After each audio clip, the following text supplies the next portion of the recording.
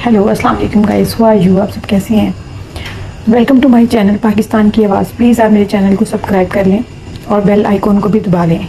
आज मैं जिस टॉपिक पे बात करना चाह रही हूँ वो 17 जुलाई यानी बरोज़ इतवार जो आज के दिन इलेक्शन हुए हैं उनके बारे में, जिसमें पीटीआई जीत गई है। उसकी 17 सीटें उसने जीतनी हैं और नून लीग को सिर्फ 2 सीटें मिल पाई हैं।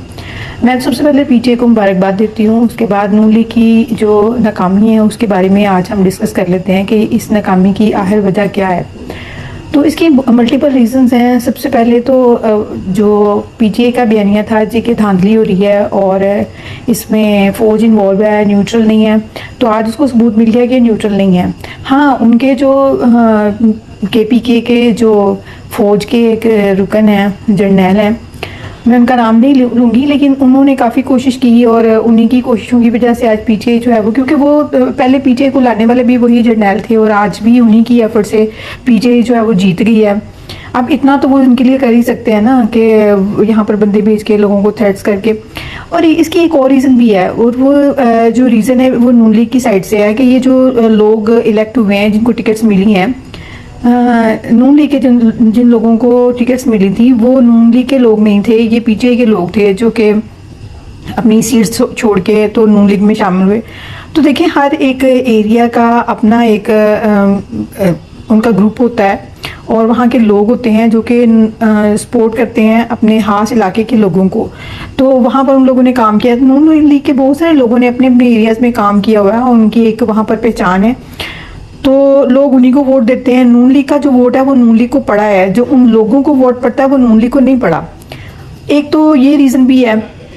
दूसरी जो रीज़न है उसमें वो ये है कि ये जो अता तारड़ साहब हैं,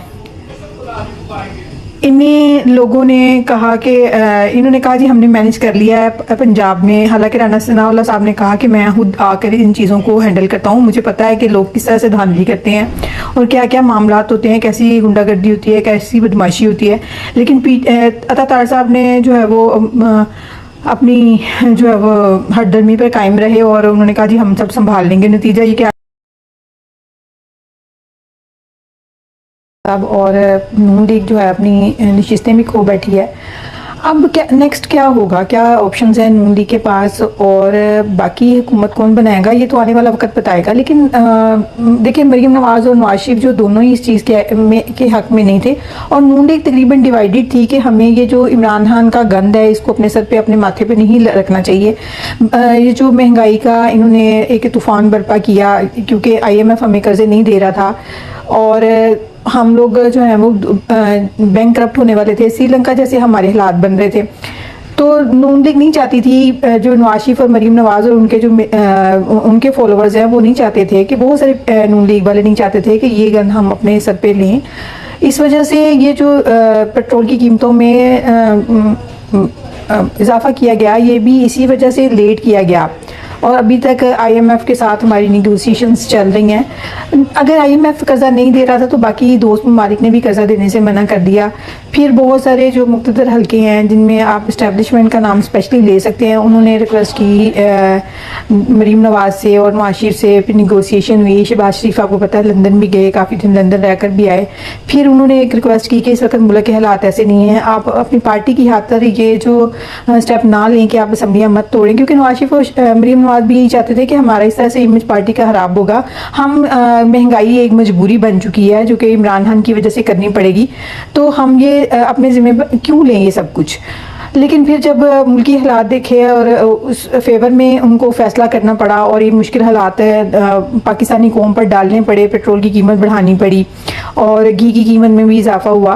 तो आपको पता है जब पेट्रोल की कीमत में इजाफा होता है तो ऑटोमेटिकली तमाम तर जो ज़रूरियात ज़िंदगी हैं उनकी जो प्राइसेस हैं वैसे ही अप हो जाती हैं। ये एक इकनॉमिकल रूल है। चलें, वो एक अलग डिस्कशन है लेकिन फिर फैसला ये किया गया कि हम ये 1.5 साल तक हुकूमत चलाएंगे। इत्तेहादी हुकूमत है, तमाम जो इत्तेहादी पार्टियाँ हैं वो इसकी जिम्मेदारी उठाएंगी और इन सारी जिम्मेदारी को अपने सर पर रखेंगी और फिर चलेंगी। रिजल्ट उसका देखें, ये इस वक्त रिजल्ट ऐसा ही आना था। नून लीग की जो एक तो उनके जो मेंबर्स उन्होंने चुने थे वो सारे ही PTI के थे, उनका नून लीग के साथ कोई रोल नहीं था। दूसरा जो ये महंगाई के भी असरात हैं जो कि पड़े अभी भी नून लीग के पास ये ऑप्शन मौजूद है कि वो असम्बलियाँ तोड़ दे और असम्बलियाँ तोड़ के और जो है वो नए इलेक्शन अनाउंस कर दे। लेकिन अगर मुल्की मफादात के मुताबिक देखा जाए तो जो निगरान हुकूमत आएगी उसके साथ जो IMF है या दूसरे ममालिक हैं वो बातचीत करने को तैयार नहीं है। यही बात इस्टेब्लिशमेंट ने नवाज शरीफ से की और शहबाज शरीफ से की, उनको कहा कि आप इसको लेकर चलें, आपको ये कुर्बानी देनी पड़ेगी। अब इसके पीछे उनकी नीयत क्या है कि वो जानते हैं, लेकिन नून लीग को जब ये बात कही गई कि आप मुल्क के मफाद में ये फ़ैसला करें और ये इस तरह के मामलात को चलाएं, जैसे भी अपनी पार्टी को मत सोचें, आने वाले वक्त में आप इसमें बेहतरी ला सकते हैं। बेहतरी आ भी रही है। देखें पिछले दिनों पेट्रोल की कीमत कम हुई और मज़ीद कम होगी, हुकूमत करेगी। और ये जो PTI वालों ने शोर मचाया हुआ था जी ये 18 रुपये कम किया तो ये 1 महीने बाद बढ़ा देंगे, ऐसा नहीं है। नून लीग ने भी अपनी साख बचानी है और उनको आवाम का भी जो दुख है और तकलीफ़ का एहसास है। तो एक तो सबसे पहली बात यह है कि वो असम्बलियाँ तोड़ दें, या ये भी हो सकता है कि वो असम्बलियाँ ना तोड़ें बल्कि इस चीज़ को परसू करें। पंजाब में नून लीग ये जो PTI है उसकी हुकूमत बनने दें, या काफ़ी की जिसकी भी हुकूमत बनती है उसको बनने दें और सेंटर में अपनी हुकूमत को चलाते रहें। ये भी एक उनके पास ऑप्शन है। तो ऑप्शन तो सारे खुले हैं। अब जो मुल्की मफाद में बेहतर होगा वही फैसला जो है वो नून लीग करेगी ना। तो चलें, इंसान को अच्छी की उम्मीद रखनी चाहिए और हमें भी उम्मीद रखनी चाहिए कि हमारे मुल्क के लिए जो भी हो वो बेहतर हो। फिर भी ये गेन PTI वालों को बहुत बहुत मुबारक हो। और चलें जी, उनके मुताबिक वो जीत गए, लेकिन अब ये जीत हमारे मुल्क में के हक़ में कितनी बेहतर है या कितनी नुकसानदेह है, ये तो आने वाला वक्त बताएगा ना। ये आने वाला वक्त बताएगा। इमरान खान का वो बयानिया तो दफन हो गया जी। जो इस्टेब्लिशमेंट है वो नून लीग का साथ दे रही है। शहबाज शरीफ जो है वो इस्टेब्लिशमेंट के कंधों पर चढ़ के, हाँ इस्टेब्लिशमेंट के की रिक्वेस्ट पे ज़रूर ये हुआ और उसमें वो इन्वॉल्व थी। अब वो बयानिया भी दफन हो गया कि जी अमेरिका की गुलामी और फ़लान और ये वो खाते की वजह से ये सब मामला तो अगर ऐसा होता, और जो वो फ़ौज को गद्दार कह रहे थे वो भी ख़त्म हो गया कि फ़ौज का इसमें कोई रोल नहीं था, मुल्की हालात का रोल था।